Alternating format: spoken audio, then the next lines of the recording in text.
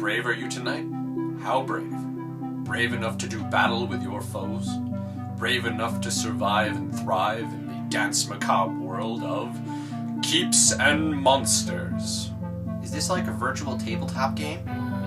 Not at all, you muppet. But it uses the most powerful processor ever created. You mean that chat AI bot? No, jackass. I mean your brain. Do I need to read a bunch of rules? No, most of the game is intuitive for the player. But if you can read at a third grade reading level, you too can run your own game as the Keep Maestro. Now, close your eyes, and we will be transported to another world, another place, another time.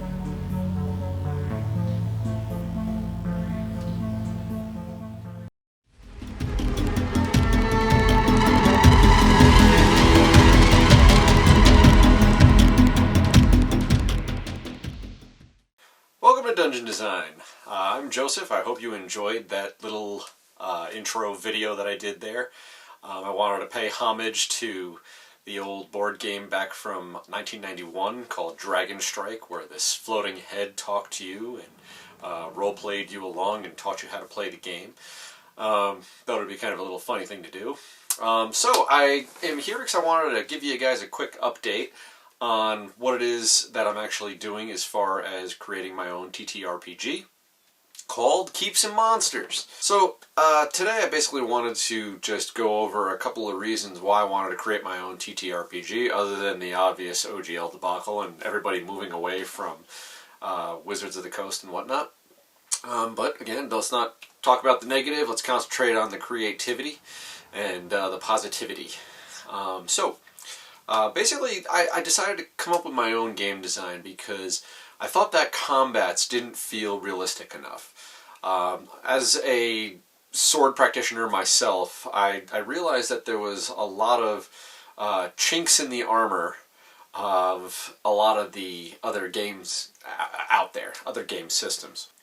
So one of the biggest pet peeves I've heard that a lot of people talk about in the typical TTRPGs is the problem of leveling, and I wanted to address that in my game.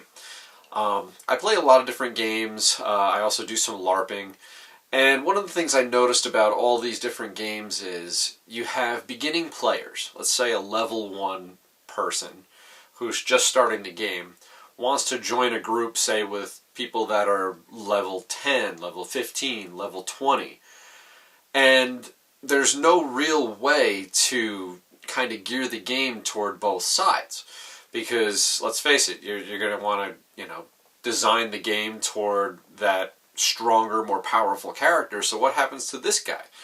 So this strong 20th level fighter is going to fight a dragon, and this guy can't even hold his own up against, say, a goblin.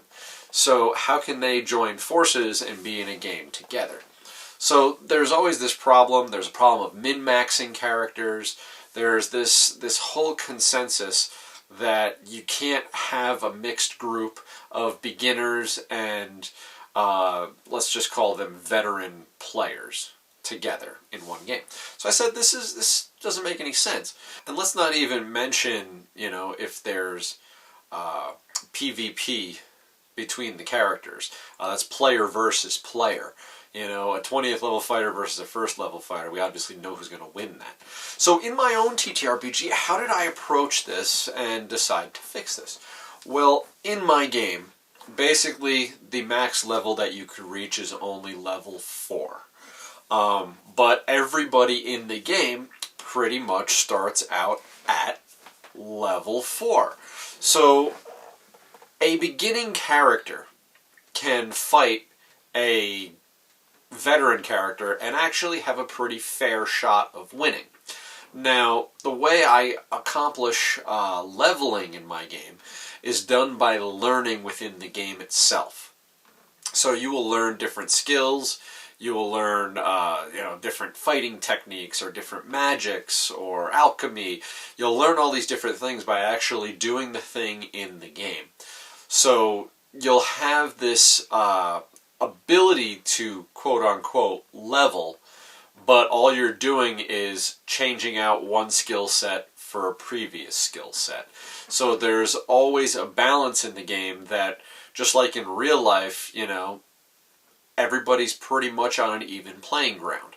Everybody can pretty much take the same amount of damage, give or take. Some people are a little bit tougher, a little bit weaker than others. But the overall, you can still have a beginning character get a lucky shot in and defeat somebody who's got a lot of experience playing the game, basically. So there's this ultimate leveling of the game. Now, as far as skills, that's a different matter.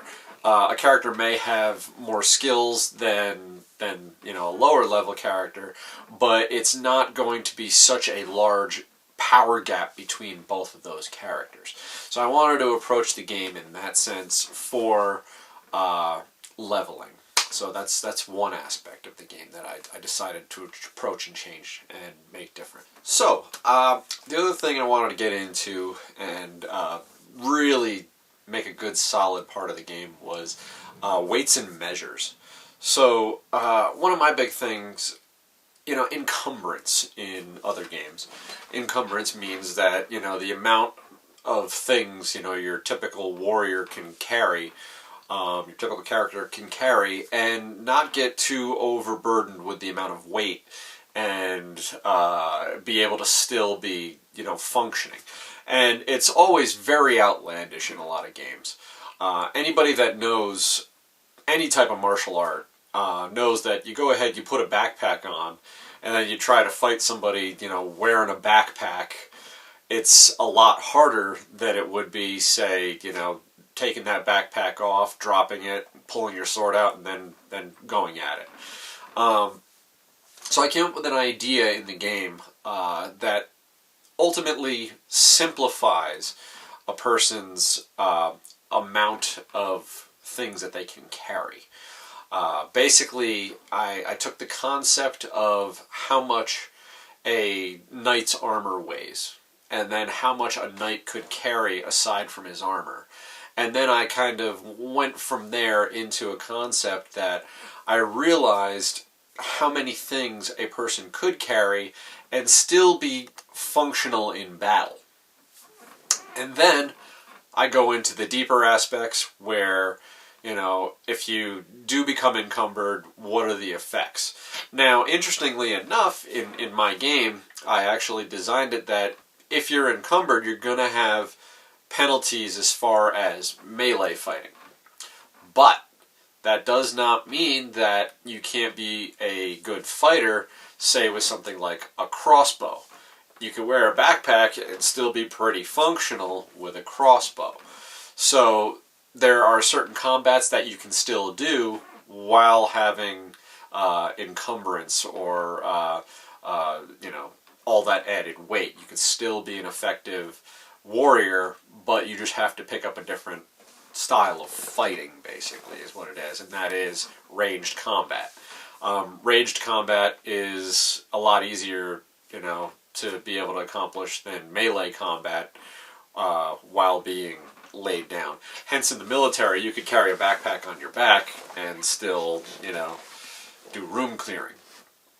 But just like anything, there's still going to be penalties based on how fast you can move, and a couple of other things that go along with it.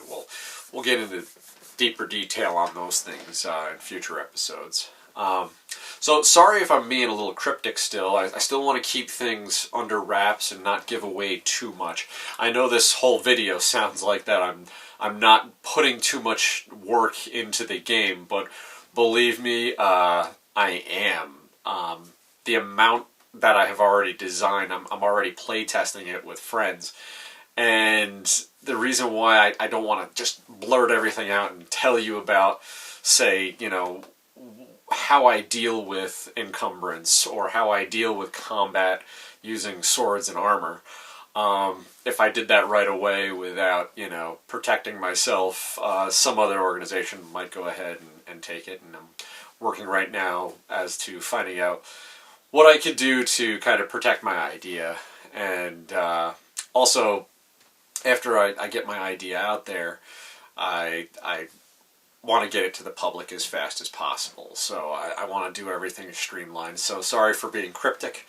But anyways, so these are just a couple of the things that I wanted to figure out as far as the gameplay. Movement was another thing. In a typical game like Dungeons and Dragons, you could move 40 feet in a typical turn, and a typical turn is 6 seconds. So yes, that is pretty doable as, a human being. But I don't see a person within 6 seconds running up to a person, taking their sword, hitting them, and then that being a full combat, a full turn. I just don't see that as working. Also, we have to keep in mind the limitations of, say, battle mats. Generally, a typical battle mat has, I believe, 34 by 24 squares. Okay, so 1-inch squares. So to be able to run, from one end of the battle mat to the other, it kind of limits the amount of turn versus turn. And a person could, theoretically just keep running to different areas of the board and never get involved in a single combat. I never liked that idea because there's no chase to the game then. There's no swashbuckling aspect of the game. You could just, hit and dodge and hit and dodge and hit and dodge, and you'll be good for the rest of the game. So the way I design Keeps and Monsters is that the movement is going to be more realistic in the sense that combats are going to be a lot shorter. I like the concept of 6 seconds, but it doesn't work out because real combat happens both simultaneously, it happens by surprise, it happens accidentally, and we address all these problems in the game. And I can't wait to release it and show you guys. As you know, I can't give you all the stuff I want to, but when it's done and all the legality stuff is out of the way, which I hate, by the way, we'll get it out there for you guys. The other thing I wanted to get into is magic. Now, a lot of people, have come to this channel because they've played things like D&D, Pathfinder, all these other things. And in playing these games, they realize how magic works, and magic can be very limited, and it just doesn't feel as fun because you got this one big magic spell basically, and you're waiting to use it at the right time, and you're thinking, okay, do I shoot the goblin this time, or do I hold it off and save it for the big baddie? And should I do this or should I do that?